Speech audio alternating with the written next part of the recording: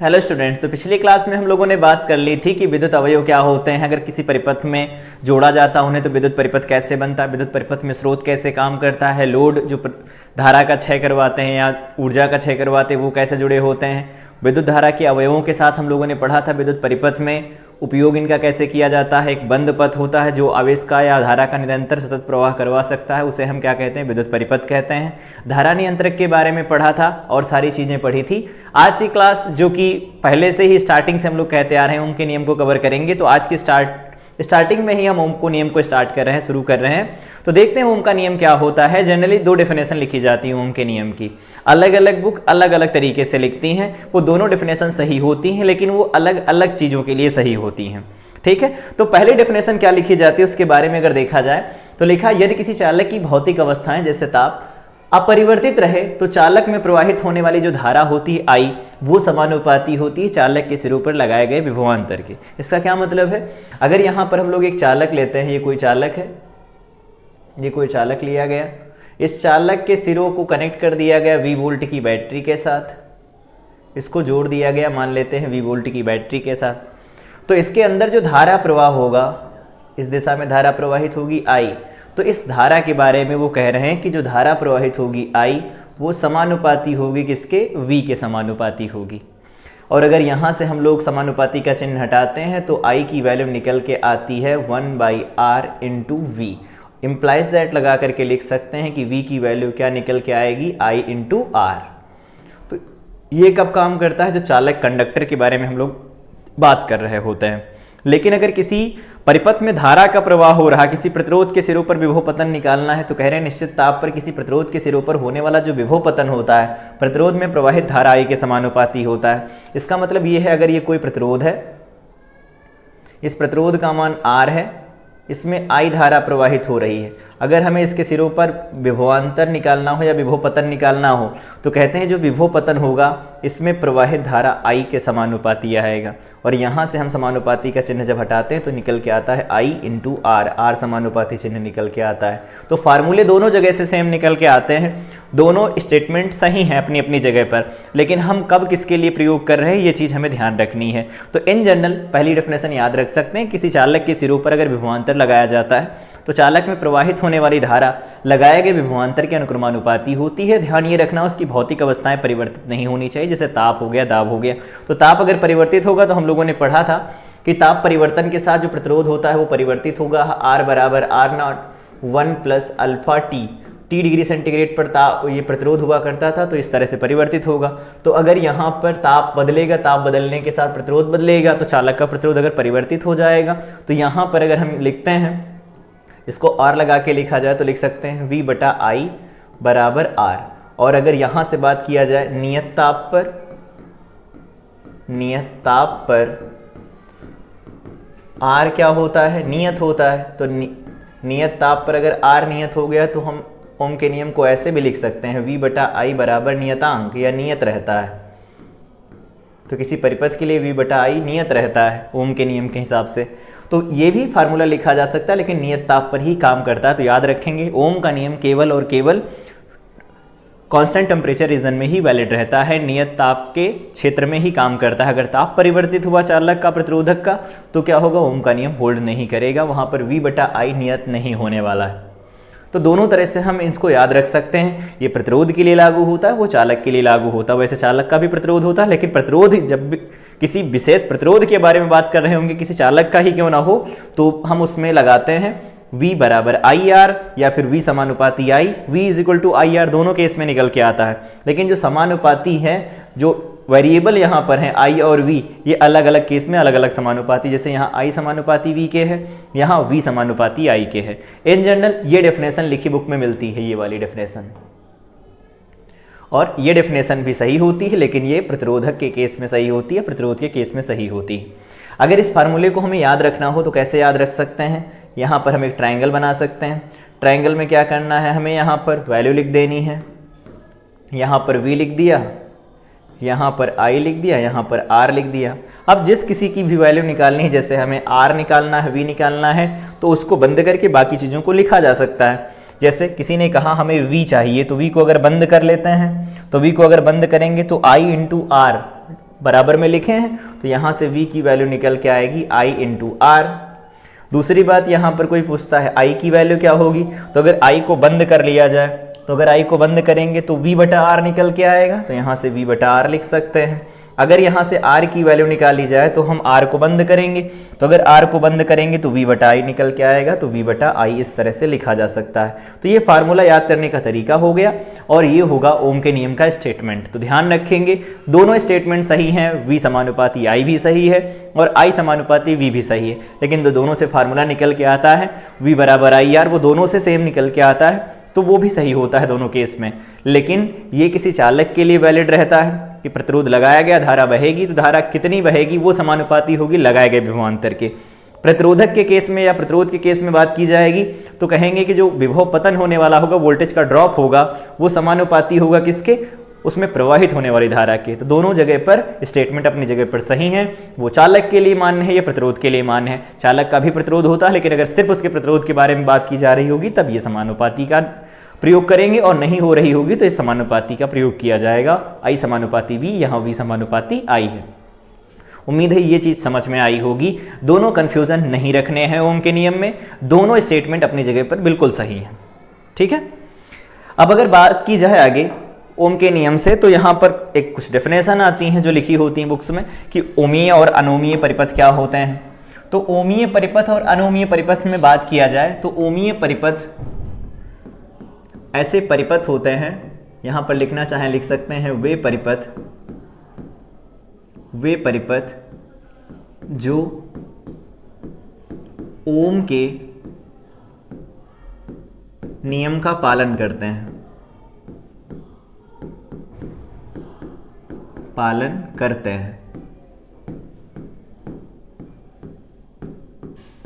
ओम के नियम का पालन करेंगे, उन्हें हम क्या कहेंगे, ओमीय परिपथ कहेंगे।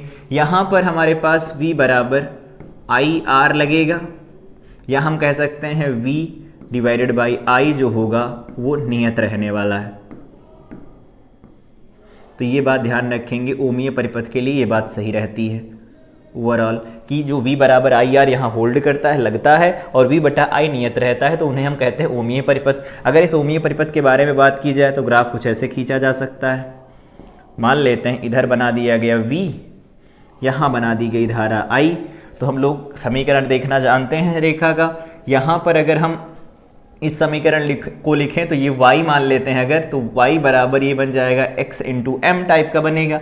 इसको अगर हम लोग लिखें तो ऐसा लिख सकते हैं y बराबर x इंटू एम, यहाँ पर v इज इक्वल टू क्या है, I इंटू आर है। तो यहाँ पर x अक्ष पर कौन y है, y अक्ष पर कौन v है, और r क्या है, प्रवणता हो जाएगी। तो ये एक सरल रेखा का समीकरण होगा जो मूल बिंदु से जा रही होगी। तो एक सरल रेखा जो मूल बिंदु से जाएगी उसके लिए v समानुपाती होगा I। ठीक है, या I समानुपाती V। तो दोनों का ये निकल के आता है, V यहाँ पर y अक्ष पर है और x अक्ष पर यहाँ पर I है। तो यहाँ पर जो इसकी प्रवणता निकल के आती है, प्रवणता जिसे स्लोप कहा जाता है इंग्लिश में, ये जो स्लोप निकल के आएगा वो बराबर निकल के आएगा r के। लेकिन इस अक्ष पर I हो, यहाँ पर V हो, तो स्लोप होगा 1/r। ध्यान रखेंगे इस बात का। दूसरी बात है अनोमीय परिपथ के बारे में बात की जाए, या इसका ग्राफ दूसरा भी बना लेते हैं। यहाँ पर V कर लेते हैं विभव, यहाँ पर धारा I कर ली जाए। ग्राफ अभी भी ओरिजिन से पास होगा मूल बिंदु से, लेकिन यहाँ पर हम कहेंगे कि I समानुपाती है V के, और यहाँ पर जो स्लोप निकल के आएगी, प्रवणता जो निकल के आएगी वो बराबर हो जाएगी 1/r के। ध्यान रखेंगे इस बात का।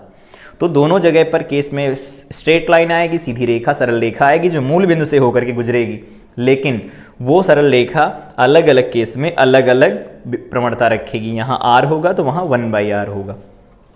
अब यहाँ से देखा जाए तो अनोमीय परिपथ के बारे में बात कर लेते हैं थोड़ी सी। तो अनोमीय परिपथ क्या होते हैं, तो कह सकते हैं वे परिपथ जो ओम के नियम का पालन नहीं करते,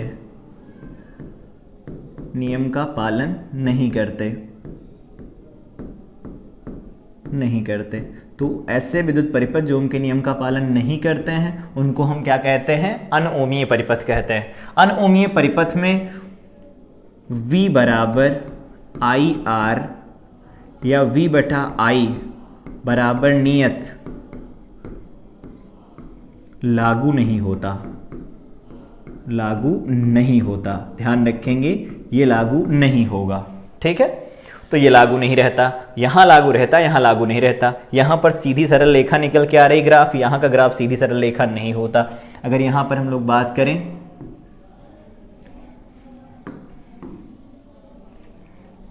तो ये निकल के आएगा, यहाँ पर मान लेते हैं विभव V है, यहाँ धारा I है, तो ये कैसा चलता है, कुछ इस तरह से चला जाता है, ऐसा जा सकता है, ठीक है, या फिर ऐसा जा सकता है। अलग अलग ग्राफ बन सकते हैं, तो अलग अलग केस में अलग अलग ग्राफ बनेंगे। तो यहाँ पर देखो V समानुपाती I के नहीं आ रहा है, तो अगर V समानुपाती I नहीं है तो ये क्या हो जाएगा, अनओमीय परिपथ हो जाएगा।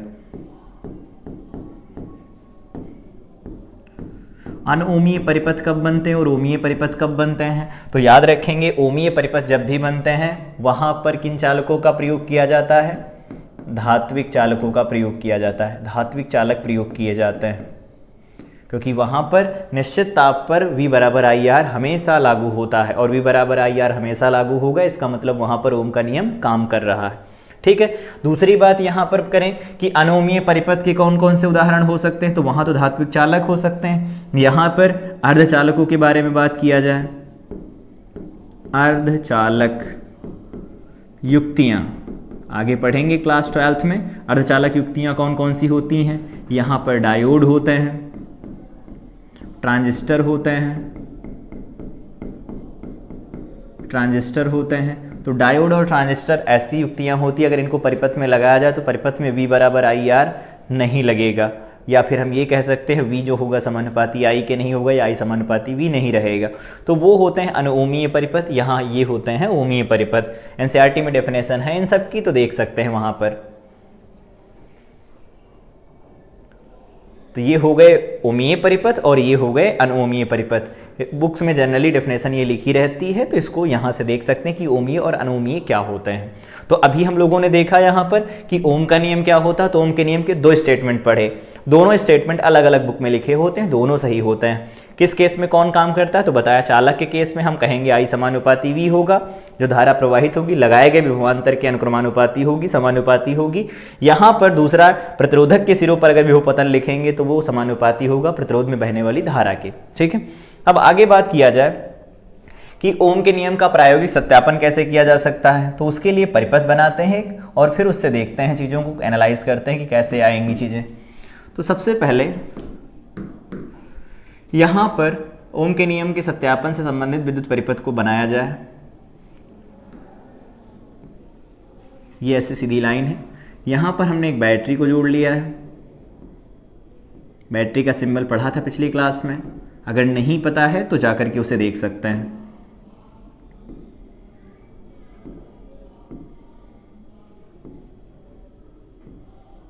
तो ये हो गई हमारे पास बैटरी, ये हो गई बैटरी। अब बैटरी के साथ में क्या लगाई जाती है, यहाँ पर की लगाई जाती है, कुंजी। की को हम यहाँ पर बंद कर देते हैं, तो इस तरह से होगा, और इसको आगे बढ़ाते हैं। यहाँ पर ये क्या लगी हुई है, कुंजी लगी हुई है।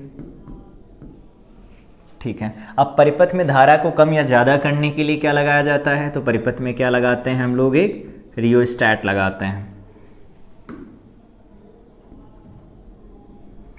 और ये रियोस्टैट को कैसे बनाया जाता था हम लोग जानते हैं, इस तरह से बनाते हैं हम लोग, और फिर इसको कट कर दिया जाता है,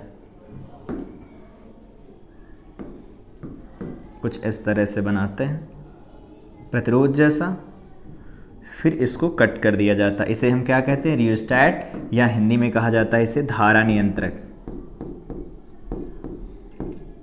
इसको देखा भी था कि कैसा होता है, इसमें कैसे कैसे टर्मिनल होते हैं, दोबारा से देखना चाहें तो जाकर के पिछली क्लास को देख सकते हैं। फिर आगे बात किया जाए, धारा नियंत्रक हो गया जो धारा को कम ज़्यादा करेगा। फिर अब यहाँ पर हमें क्या करना है, एक प्रतिरोध को जोड़ना है, प्रतिरोध को जोड़ना है जिसके सिरों पर हमें क्या करना होगा, विभव पतन देखना है। ये हो गया प्रतिरोध। अब इस प्रतिरोध के सिरों पर हमें विभव पतन देखना है, और इसमें बहने वाली धारा देखनी है। तो ये हो गया R, जिसे हम यहाँ पर क्या कह लेते हैं, प्रतिरोध है ये। ठीक है, पूरा सर्किट बना रहे हैं, एक एक करके सारी चीज़ों को समझते जाएं। सबसे पहले बैटरी लगाया गया, बैटरी में पॉजिटिव टर्मिनल है, ये नेगेटिव टर्मिनल है। फिर कुंजी लगाई, कुंजी ये काम करेगी, अगर यहाँ पर डॉट रखा है इसका मतलब ये क्लोज्ड है, सर्किट में करंट फ्लो कर सकती है। अगर यहाँ डॉट नहीं रखा है इसका मतलब करंट फ्लो नहीं कर सकती, चार्ज नहीं चलेगा, वेस्ट नहीं प्रवाहित होगा।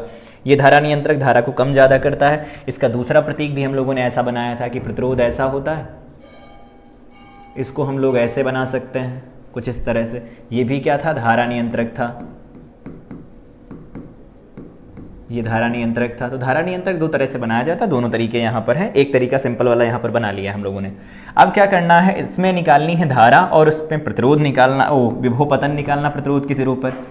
तो धारा के लिए हम किसका प्रयोग करते हैं, अमीटर का प्रयोग करते हैं। तो ये हो गया हमारे पास अमीटर, परिपथ में अमीटर जोड़ दिया गया। परिपथ में अमीटर जोड़ेंगे तो अमीटर क्या बताएगा, हमें धारा बताएगा। लेकिन हमें दूसरा भी कुछ जोड़ना पड़ेगा जिसकी वजह से हम चीज़ों को देख पाएँ। जैसे यहाँ पर प्रतिरोध है, प्रतिरोध के सिरों पर होने वाला विभव पतन निकालना है। तो हम जानते हैं विभव पतन को विभवांतर कहते हैं। विभवांतर किससे नापा जाता है, तो वोल्ट मीटर से नापा जाता है। ये देखा था वोल्ट मीटर कैसा दिखता है, कैसे काम करता है। तो ये हो गया वोल्ट मीटर, कुछ इस तरह से। ये वोल्ट मीटर है हमारे पास, लिखना चाहें तो लिख लेते हैं। ये क्या है, वोल्ट मीटर है, वोल्ट मीटर है। यहाँ पर ये क्या है, अमीटर है। तो वोल्ट मीटर हो गया, अमीटर हो गया। तो अब परिपथ बन गया ओम के नियम का सत्यापन का। अब हमें करना क्या होता है, सबसे पहले देखो एक बार दोबारा से देख लेते हैं कैसे बनाना फिगर को।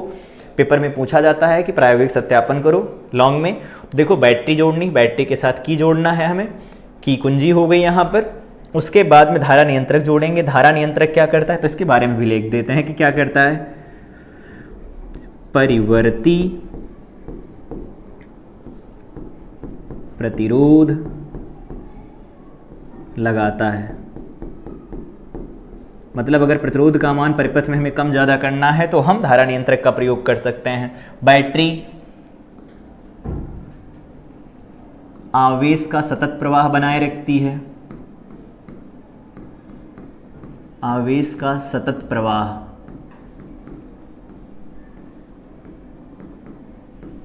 बनाए रखती है,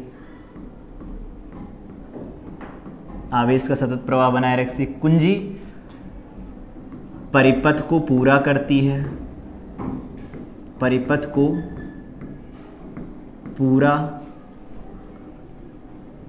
या अलग करती है।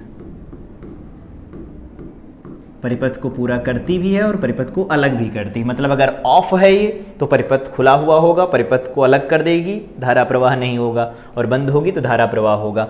अमीटर का काम क्या होता है, तो हमने अमीटर पढ़ा था, बहुत डिटेल में पढ़ा था पहली क्लास में। यहाँ पर हम सिर्फ लिख देते हैं ये क्या मापता है, धारा मापता है, धारा मापता है। ठीक है, यहाँ पर वोल्ट मीटर के बारे में बात किया जाए तो वोल्ट मीटर का प्रयोग कब करते हैं, वोल्ट मीटर का प्रयोग करते हैं विभवांतर मापने के लिए।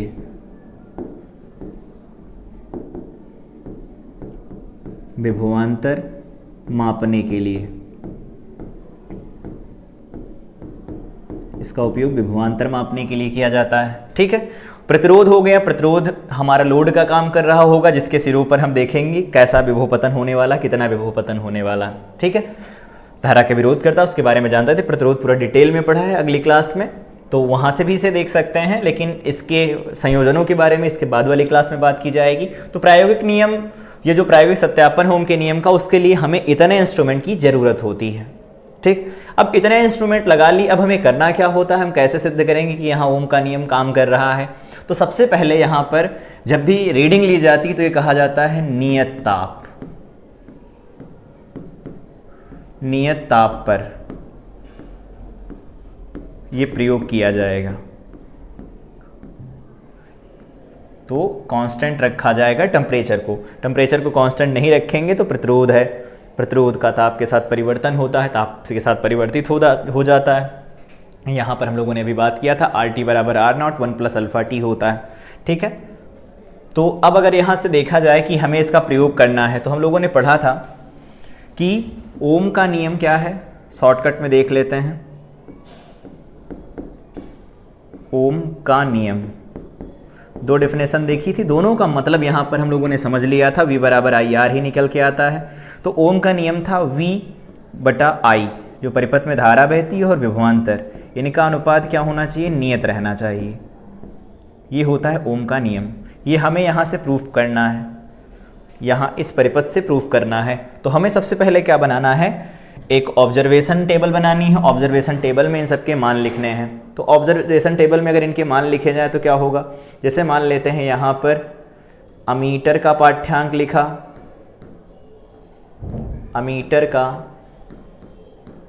पाठ्यांक है, ठीक है। यहाँ पर वोल्ट मीटर का पाठ्यांक है,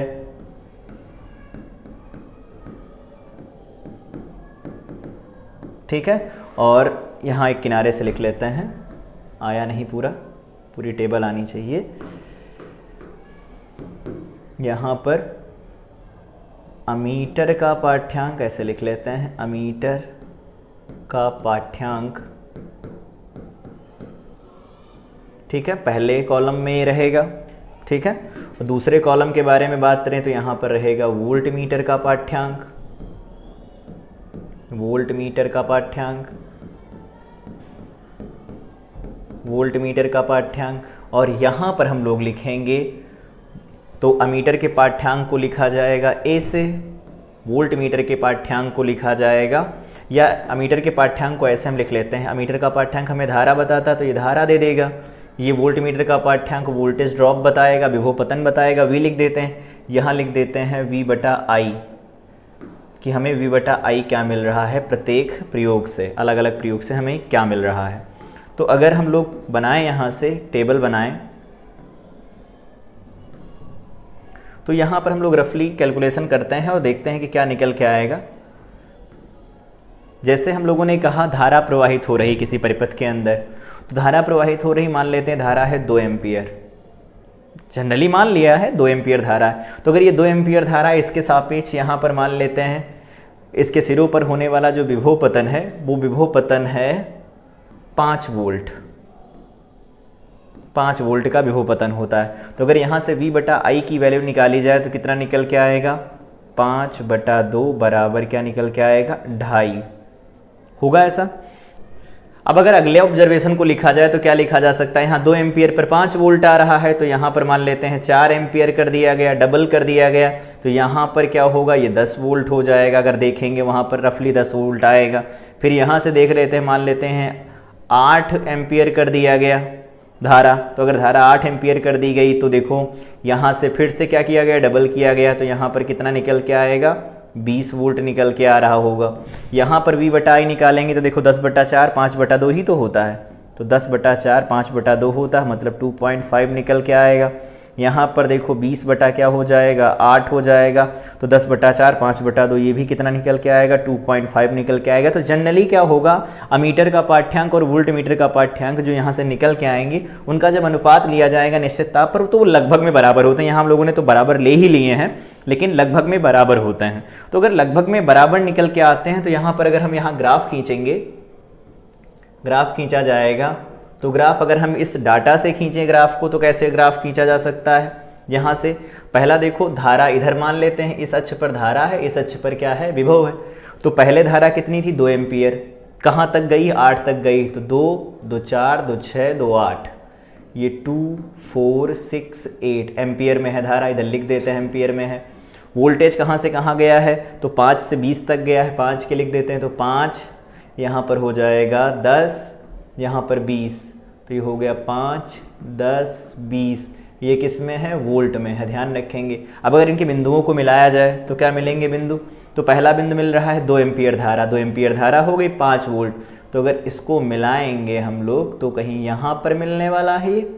दूसरा वाला पॉइंट अगर मिलाएंगे तो देखो कहाँ मिलेगा, यहाँ कहीं पर मिलने वाला है ये। और तीसरा पॉइंट अगर हम मिलाएंगे, ये 6 एम्पियर नहीं, यहाँ पर 8 है,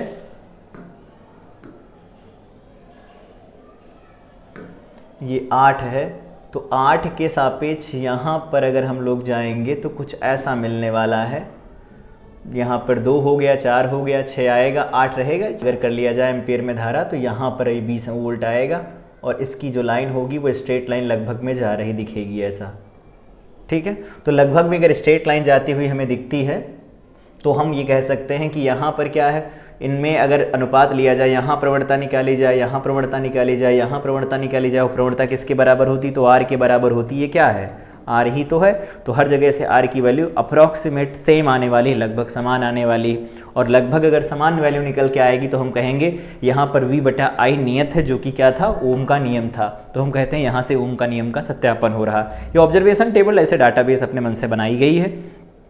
यहाँ पर चाहें तो इसे प्रयोगशाला में परफॉर्म किया जा सकता है, तो प्रयोगशाला में इसे देख सकते हैं, रीडिंग ले सकते हैं, उसके बाद V बटा आई का अनुपात निकालेंगे तो वो लगभग में नियत निकल के आता है, नियत ताप पर। तो हम कह सकते हैं कि V बराबर आई नियत है, तो यहाँ ओम का नियम लग रहा, तो ओम के नियम को इस तरह से सत्यापित किया जा सकता है। 10th+2 में जब जाएंगे तो वहाँ पर दूसरे भी तरीके होते हैं ओम के नियम को प्रूफ करने के, उनके बारे में बाद में बात की जाएगी। ठीक है, जब 10th+2 में जाएंगे। आगे देखना चाहें तो हम लोग देख लेते हैं, क्वेश्चन है कुछ ओम के नियम के ऊपर। कह रहे हैं कि यदि किसी चालक के सिरों पर 20 वोल्ट का विभवांतर लगाया जाता है, उम्मीद है फार्मूले जो भी हमने बताए वो याद हो गए होंगे। यहाँ ट्रायंगल से बताया फार्मूला क्या कैसे काम करता है। यहाँ होता है V, यहाँ होता है I, यहाँ होता है R। तो V बराबर क्या लिखते हैं, IR। एक को बंद कर लो जिसे लिखना हो, जैसे I लिखना है तो V बटा R, यहाँ से अगर R लिखना है तो V बटा I, ऐसा लिख सकते हैं। तो हमारे पास क्या दिया है पहले ये देख लेते हैं। दिया है कितनी वैल्यू दे रखी है, विभव दे रखा है 20 वोल्ट का, और क्या दे रखा है, दूसरा दे रखा है उसमें प्रवाहित धारा 4 एम्पियर है। तो I का मान कितना है, 4 एम्पियर है। तो अगर I का मान 4 एम्पियर है, इन्होंने पूछा R बताओ कितना होगा, तो R का मान निकालेंगे। तो यहाँ से R का मान देखो क्या है, R बराबर V बटा आई, लगाओ R बराबर V बटा आई ओम के नियम से। तो वोल्ट हमारे पास है 20, यहाँ पर रखेंगे 4, 4 पंचे 20, 5 ओम प्रतिरोध निकल के आएगा। सिंपल V बराबर आई आर लगा सकते हैं। इससे क्वेश्चन थोड़ा अच्छे तब बनते हैं जब प्रतिरोधों का संयोजन भी इसमें शामिल हो जाता है। तो अगली क्लास में जब प्रतिरोधों का संयोजन पढ़ेंगे तो फिर से इसके सवालों की प्रैक्टिस करेंगे। ठीक है, ये जनरल क्वेश्चन थे जो ओम के नियम पर बन सकते हैं। आगे एक दूसरा क्वेश्चन देखा जाए तो कह रहे किसी चालक का प्रतिरोध दे रखा है इस बार, तो R बराबर क्या दे रखा है, 5 ओम दे रखा है। कह रहे हैं विभवांतर इसके सिरों पर 10 वोल्ट है, तो V की वैल्यू कितनी दे रखी है, 10 वोल्ट है हमारे पास। तो पूछा क्या, परिपथ में धारा बताओ, तो I की वैल्यू बतानी है हमारे पास। अभी हमने देखा कि I की वैल्यू क्या होती है, तो I बराबर होता है V बटा R। तो यहाँ पर हम अगर लगाएं I की वैल्यू तो क्या लिख सकते हैं, V बटा R। V की वैल्यू कितनी, 10, R की वैल्यू कितनी, 5। तो यहाँ से निकल के आएगा 2 एम्पियर धारा प्रवाहित होगी। सिंपल क्वेश्चन है।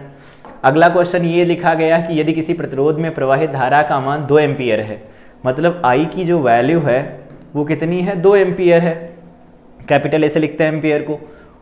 विभव पतन बताना है लेकिन प्रतिरोध दे रखा है उसका, तो प्रतिरोध हमें दे रखा है 7.5 ओम और विभव पतन बताना है, मतलब V की वैल्यू क्वेश्चन मार्क। तो जनरली हमें फार्मूला तो पता ही चल गया, V बराबर क्या लगता है, IR लगता है। तो V बराबर अगर हम IR लगाएंगे तो I की वैल्यू 2 है, R की वैल्यू क्या है, 7.5 है। 7 का डबल करेंगे कितना आएगा, 15 ओम आ जाएगा। यहाँ से 15 वोल्ट, ओम क्यों आएगा, वोल्ट आएगा, विभव है तो 15 वोल्ट निकल के आएगा इसका विभव। तो इस तरह से क्वेश्चन हम लगा सकते हैं V बराबर IR पर, जो कि ओम के नियम पर आधारित सवाल होता है। यहाँ पर फार्मूला हम लोगों ने जो देखा ये काम करता है हमेशा। ट्रायंगल याद रखेंगे कि V बराबर IR कैसे लगाना है और उसमें I और R के मान कैसे निकाले जाते हैं। V ऊपर रहता है या R नीचे रहता है, I नीचे रहता है, कन्फ्यूजन नहीं रहेगा। इस ट्रायंगल से याद रखेंगे, त्रिभुज से तो याद रहेगा। ठीक है, तो ये थे कुछ क्वेश्चन जो ओम के नियम के आधारित थे। ओम के नियम का प्रायोगिक सत्यापन कैसे किया जाता है, तो उसके लिए हम लोगों ने एक ग्राफ खींचा, एक डाटा लिया, वो ऐसे ही नॉर्मली। तो यहाँ पर रीडिंग ली जाती तो लैब से ली जाती हैं, लैब से, और यहाँ पर जो रीडिंग ली जाती है वो भी सारी लैब से होती हैं। फिर ये डाटा पूरा लैब से कैलकुलेट करके ग्राफ पेपर पर हमें ये बनाना होता है एक्चुअली, अगर हम इसका एक्सपेरिमेंट करते हैं तो। और ग्राफ पेपर पर देखते हैं एक सीधी रेखा निकल के आएगी। तो पेपर में क्या करना है, पेपर में इसका परिपथ बना देना है, लिख देना है कि धारा के विभिन्न मानों के लिए, धारा के विभिन्न मानों के लिए इसके अंदर जो विभव पतन होगा प्रतिरोध के सिरों पर, उसके मान ज्ञात करते हैं। फिर नियत ताप पर V बटा I की वैल्यू कैलकुलेट की जाती है। प्रत्येक प्रयोग में V बटा I लगभग क्या होता है, नियत रहता है, अर्थात V अपान I बराबर नियत, ये तो ओम का नियम है। तो कह सकते हैं यहाँ पर दिए गए प्रयोग से स्पष्ट होता है कि V बटा I बराबर नियत, अतः ओम का नियम सत्यापित होता है। ठीक है, तो ये बातें यहाँ से लिख सकते हैं। समझाने के लिए टेबल ली और यहाँ पर एक ग्राफ बना के बताया। यहाँ पर हम लोगों ने बात किया कि ओमीय और अनओमीय परिपथ क्या होते हैं और वो परिपथ में कैसे जुड़े होते हैं, उनमें कौन कौन जुड़ा होता है। तो धात्विक चालकों के लिए ओम का नियम मान्य है, लेकिन वहाँ पर भी ताप नियत रहना चाहिए। और यहाँ पर हम लोगों ने बात की अनओमीय परिपथ, जिसमें अर्धचालक युक्तियाँ आती हैं, जैसे डायोड हो गए, ट्रांजिस्टर हो गए, ये सब आते हैं। इनमें क्या होता है, ओम का नियम मान्य नहीं रहता। यहाँ एक सीधी रेखा नहीं आती जब ग्राफ खींचा जाता, जैसे यहाँ सीधी रेखा निकल के आ रही थी, तो यहाँ पर रेखा सीधी नहीं आएगी। यहाँ पर ओम के नियम के बारे में बात की गई, तो ओम के नियम के 2 स्टेटमेंट दिए जाते हैं, दोनों अपनी अपनी जगह पर सही हैं। अलग अलग बुक अलग अलग स्टेटमेंट लिखती हैं, कथन लिखती हैं, दोनों पर हमें बिलीव करना चाहिए, दोनों सही हैं, लेकिन वो किसके लिए सही है वो बुक अलग अलग लिख देती हैं। तो अगर कहीं V समानुपाती I लिखा तो भी सही है वो, और कहीं I समानुपाती V लिखा है तो भी सही है। तो दोनों बातें यहाँ से सही निकल के आती हैं। तो ये हो गया सेपरेट क्लास में ओम का नियम, कि अगर सिर्फ ओम को नियम को ही पढ़ना चाहिए तो यहाँ से हम लोग देख सकते हैं कि सिर्फ ओम का नियम क्या है, ओम का नियम कैसे पढ़ा जा सकता है, और उससे जुड़े कुछ 1-2 छोटे क्वेश्चन देख लिए थे। बाकी बढ़िया क्वेश्चन सिर्फ तभी बनते हैं जब प्रतिरोधों का संयोजन आता है। तो अगली क्लास में हम लोग प्रतिरोधों का संयोजन पढ़ेंगे। Till then wish you all the best.